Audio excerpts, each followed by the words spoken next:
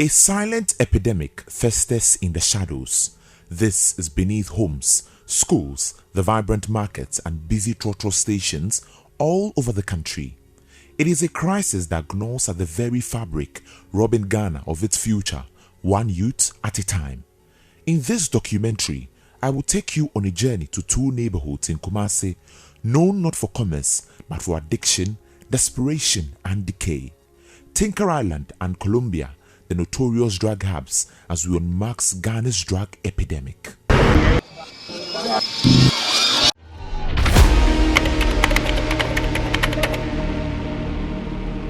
When I do time when I say I dear me to me bonum no me de kakra na de. According to a report by the Global Initiative Against Transnational Organized Crime, domestic drug consumption in Ghana has become an underreported phenomenon. Health professionals working at state-funded psychiatric hospital estimates that about 10% of inpatients and between 20% and 30% of outpatient cases are now linked to substance abuse. The Narcotics Control Commission reviews that there are about 50,000 drug users in Ghana, with 35,000 as students from junior high, senior high and tertiary institutions aged between 12 and 35 years, while the remaining 15,000 are adults, with 9,000 males and 6,000 females.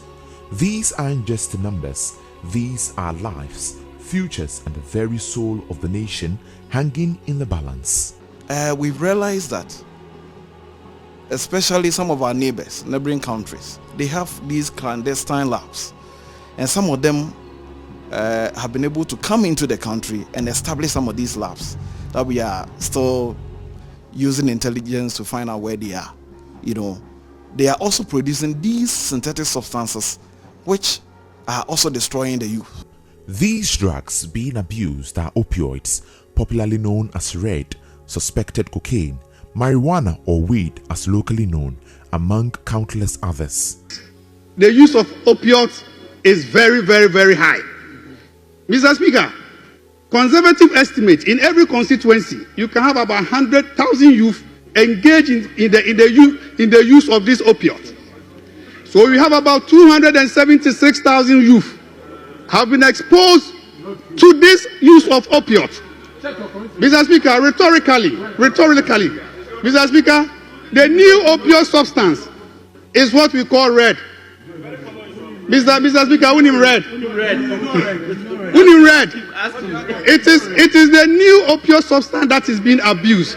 This is what leaves the Interior Minister, Muntaka Mubarak, worried. Regional Commander, in the next 6 months, if you are able to do something for me, I'll be so happy. And I know the Zongo Menshia Divisional Commander is here. We have a place in Kumasi here around Alaba that is so unpopular. They call it Tinker. That's the task that I want to see. That to welcome me, to show that the Interior Minister is from this region. I want Tinker to be a thing of the past in the next 6 months. And I'll be very, very happy.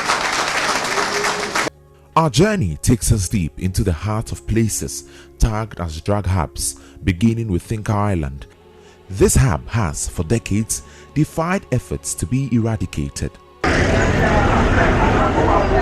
I have met these three addicts, leading me into one of the many ghettos in the island, but they demand 10 Ghana cedis before taking the risk.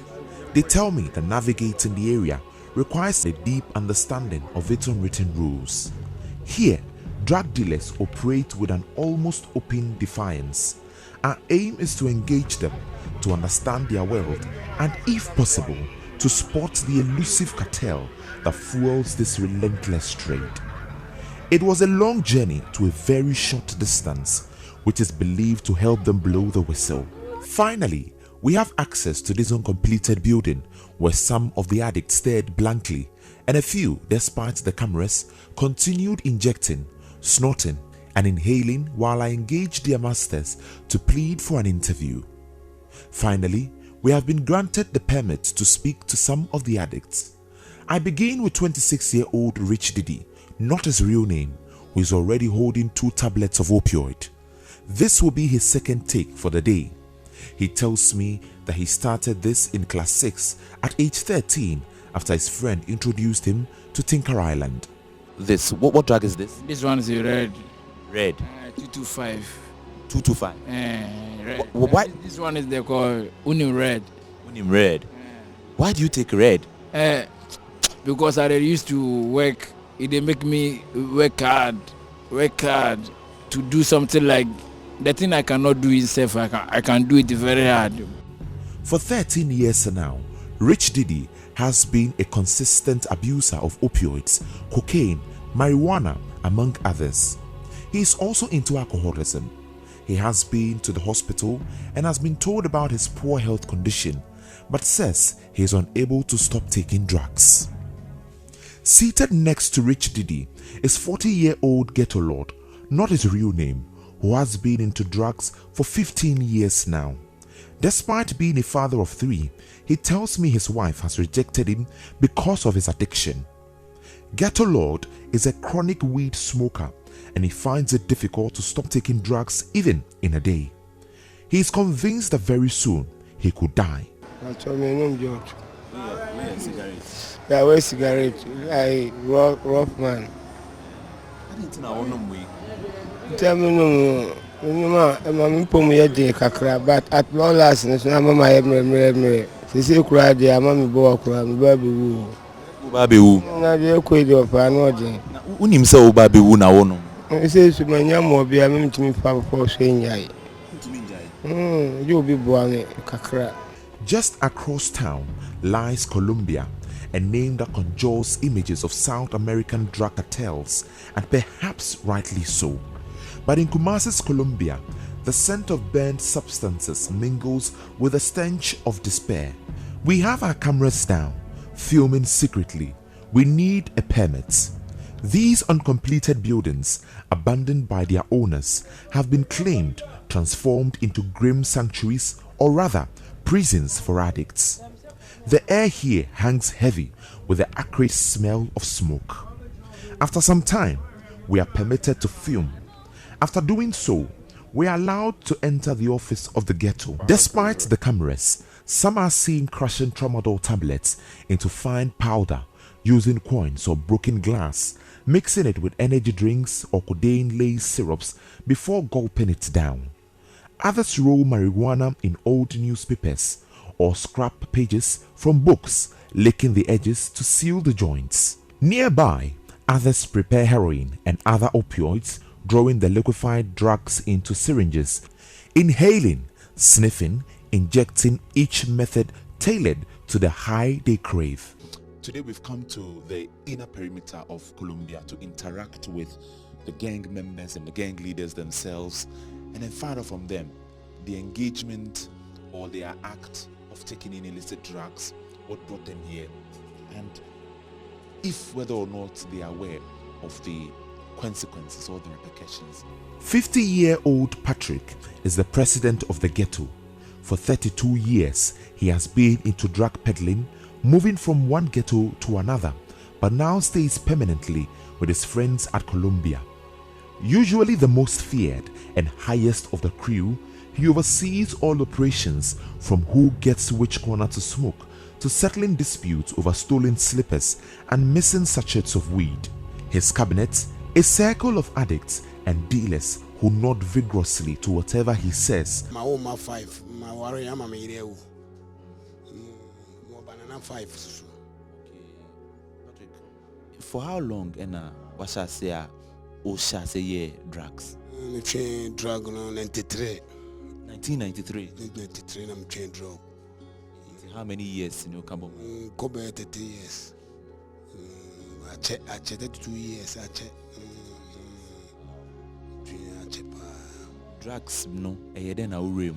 I had done for drug there, so about chain. I did be up a soul chain. I will say, be I had done for. Let me be said, a drugs ban in near my ben, I would me fat.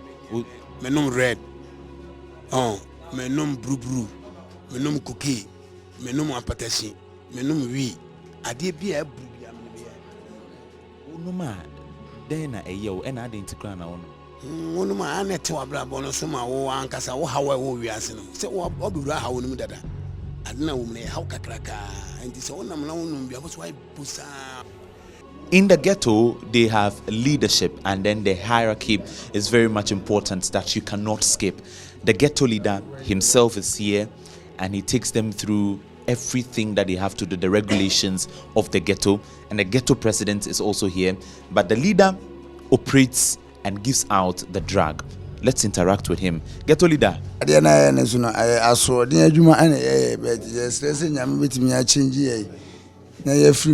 But you make sure say obi fire ensign free baby emura ade nim a be haye Acheche de wo nyina che we ye den so a obi won say so enye hwe e so say cigarette ya na we so e ma no oba bi wo ma say bi ni hia ujimu say oble yeso ma ne pe pa.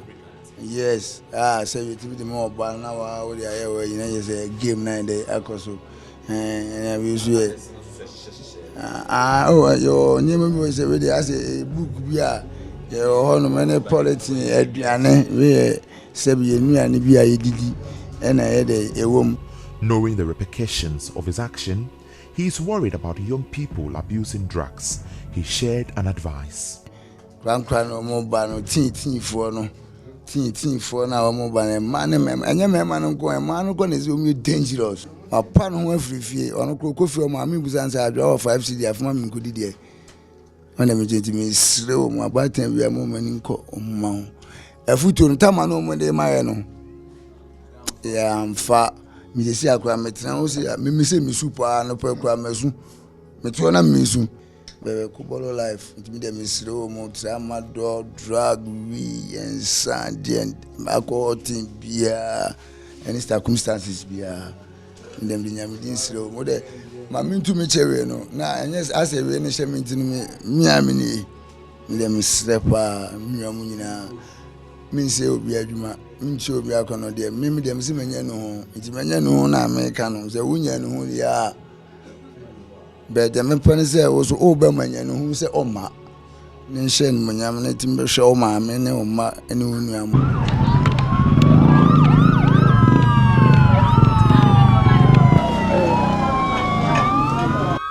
A major police swoop takes us back into the belly of the beast, the drug selling point of Tinker Island, which also serves as the home for some of the addicts. This den has become breeding grounds for hooliganism, crime and violence. Meet Vera, a young woman whose youth has been swallowed by addiction and is currently serving as one of the masters in the den. She is only 26, but the wear on her face tells a story of hardship far beyond her years. Night after night, she sells her body to buy the very substance that is killing her slowly. If you say no, what Tinker Island? If you are me one day, for 3 years. Why in the do ra?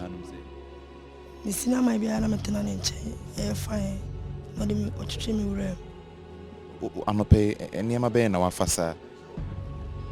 Oh, me sorry and chair dear by telling me the match. When I'm to say, I'm not pay. I would then inquire when I met you. But it pain. Oh, body. I didn't be no more dinner. Vera. Wow. How back? Oh, my man, papa. Oh, mamma and papa, there, or money, what day. I didn't know Yesica de Beto in Ray. Oh, yeah, Juma. Oh, in your Juma, there by our body. So they were both all day. Oh, a crime soon after Sudinyeska. Miss Woodberg or body or won't even go reality. It's a beer. Maybe do and I say only year together. Or the to be a day. Amount. Apart from that, won't make us or body and Colonel Fatal. DSP Godwin Ahianyo is the Ashanti Regional Police PRO. The command has resolved to do or plan to undertake is forming a team, as in getting our men to be on the ground. So there was a possibility that the FPU base will be created. They will have an FPU base where our men will be there 24/7, so that they ward off these criminals and these users of these illicit drugs. Now, it is a very big place. It is more of like a community on its own. That is what Tenka Island looks like. Now, you can see a gentleman who has taken lots of drugs. As a matter of fact, he's asleep. You can see some of them, the addicts, all over this place. Even on their refuse dump, you can see substances. Some wraps are here, matches, cigarettes, and we've even spotted some items suspected to be cocaine, what they call the tie. And anybody you see here is an addict. The Ashanti Regional Director of the Narcotics Control Commission, Samuel Yeboah, provides a sobering account of the country's escalating drug crisis.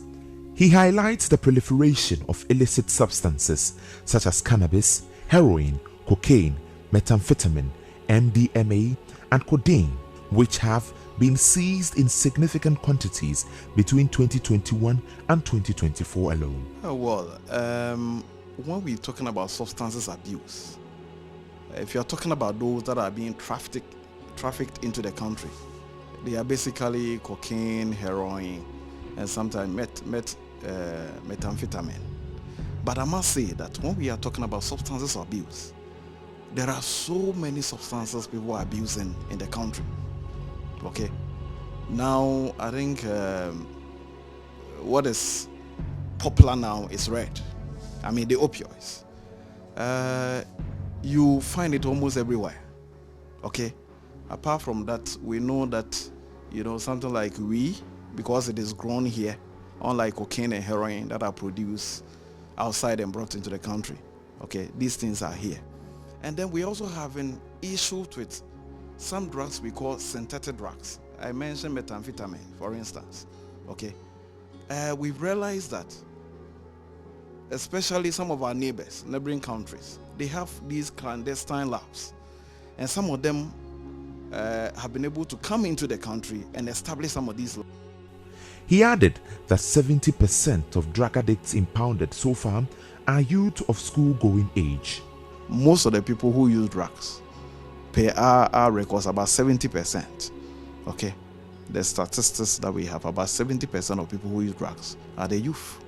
I have come to the psychiatric department of the Konfanochi Teaching Hospital to speak to a specialist psychiatrist, Dr. Adwoapepra Amomensa. Substances are basically anything that can do that.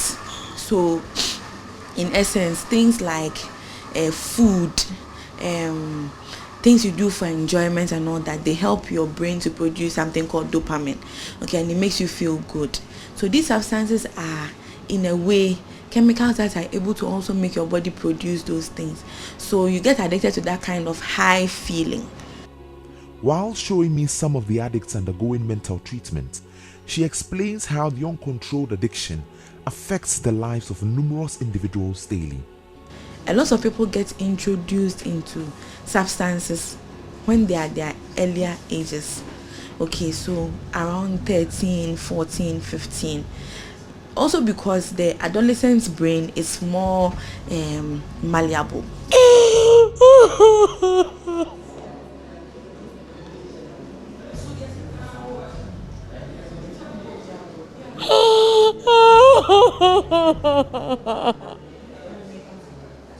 Veronica, not her real name, is one of the addicts receiving treatment at Cath.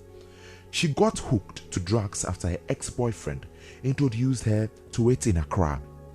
Under the condition to keep her identity anonymous, she tells me how it all started. It was through my ex-boyfriend. I was at Accra, and he was also a driver to one politician. So like the girl was having money. So anytime like I go there, you feel like we're having sex. Just want to get high. And when I started with cigarettes. That's for more white. Not knowing like you just mixed the cigarettes with the drug. So anytime I just take the cigarette, it look different. If I just get out from that side, from her side, I go and buy myself my own cigarette that more white. I take it, the taste also looks different. So one day I asked him, what's inside the cigarette that I used to give me? He said, oh, it's this. It's cocaine. It seems I took it for 2 years. In a very sober mood, she admits that the recovery process hasn't been easy. Hey, suffocation. Let me say to her, the way I'm suffering, you can ask the madam, the doctors, and the patients around here. I don't sleep at night. And even there's some fusion, if they put it on me, I will cry throughout before the fusion will just went up. It's like there is a soul inside my body. So anytime the fusion gets to my body, then it just starts to itch me. Kenneth Edukwachi is a pharmacist in Kumasi. He explains the essence of drugs such as opioids and how it leads to addiction. Medication that are given for moderate to severe pain. Yes, so after the person is done with, let's say, the pain management, when you are taking opioids help with the release of something called dopamine. So dopamine release causes euphoria, causes pleasure, causes excitement, and after the pain has subsided, maybe they experience the fact that there were some pleasure or excitement when taking these medications, and I'll go ahead and take it. I'll continue taking it because of the pleasure that it's giving me. According to him, there is a significant surge in the purchase of opioids among young people, especially on the streets, indicating the essence of regulations. These drugs are deadly and we have to be careful. We have to get a regulation to help us regulate these drugs very, very well. Very, very well. Because there are people on the market who are selling it without any knowledge of the opioid. We call them opioid naive people. The Over-the-Counter Drug Sellers Association has started a campaign against pharmacies engaging in the sale of hard drugs. National President Alhaji Hassan Kabo is worried about the illicit use of drugs amongst the youth and the continuous sale of these hard drugs in pharmacies.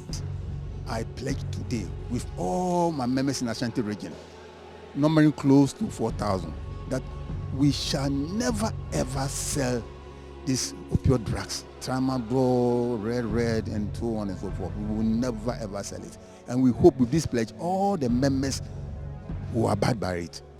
Acting Registrar of the Pharmacy Council, Michael Kudubon, has noted that while these opioids are legitimate medication for moderate pain, their abuse is a significant concern. The opioids are not bad medications. They are meant for moderate to mild pain. But then, like I indicated, if it's abused, that is where the problem is. So to wake up to find out that people are using the medication not for medical purpose, but for recreational purpose, it is worrying. Because what it therefore means is that if we exhaust all the medicine in the hospitals, then you and I, when we find ourselves in the hospital one day, where we need those medications for medical purposes, we will not get. So it's a worrying concern for all of us. He's advocating for a complete stop in the sale of opioids. So we want to drum home the message that not only should they not stock the product, but they should also be advocates of life, because abuse of tramadol and all the opioids is tantamount to death. So we want to ensure that they understand their limits, they understand their role in the fight against the abuse. The Ashanti Regional Director of the Food and Drugs Authority, John Lai Ode Teti, says the FDA is collaborating with relevant agencies to curb the illegal importation of opioids. He acknowledged the issues with misuse and unregistered imports. We are collaborating with the relevant state agencies to ensure that we clamp down on the misuse and the illegal importation of such medicines. it must be stated clearly that tramadol is not a poisonous product or banned. Just that the misuse and the fact that some come in illegally and for that matter are not registered with the authority is what we are drumming home. But the big question is, who supplies these drugs to the consumers? To be honest with you, I don't know. I don't know where it comes from. I see like we people we used to buy those things. We are insane. Because going to buy something is wrapped. You don't know what's inside. You don't know the quantity. You don't know how it is. You just take money, go buy. While this doesn't really answer the question, the Ashanti Regional Director of NACOC, Samuel Yeboah, underscores the role of neighboring countries in this crisis, noting that Ghana has become a transit point for drugs produced elsewhere. Recently, we've been making some arrests at the Kotoka International Airport. I must say that, this is one of the indicators that point to the fact that drug trafficking is on the increase, because the more people try to cross the airports and they are arrested, it just tells us trafficking is on the rise. Dr. Jones Opokuwari is a criminologist at the Kwame Nkrumah University of Science and Technology. He has spent years studying the interplay between crime and societal decay, and now he's raising an urgent alarm on how such abuses of drugs contribute to crime in the society. I mean, studies have always found a positive, correlation between use of illicit drugs and crime, especially robberies. Okay, there are so many research within the crime literature that establish this link.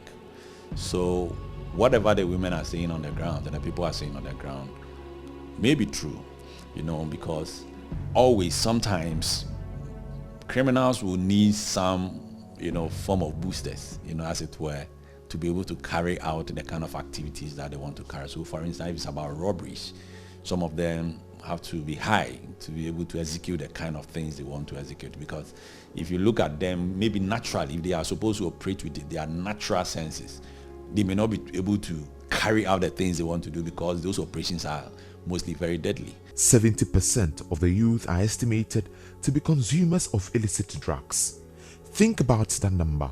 Think about the potentials being consumed by these shadows. This isn't just a story about drugs. It's a story about survival, desperation, and the urgent call for a future where hope, not addiction, is the most potent force. It's not good for any young one to get in contact with this. You understand? Yeah, so what I can say is everyone should abstain.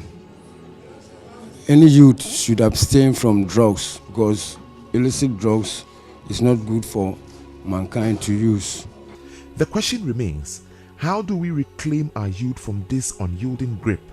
How do we turn the tide before these shadows engulf an entire generation, if we can't even identify the ideal faces behind the supply of these drugs?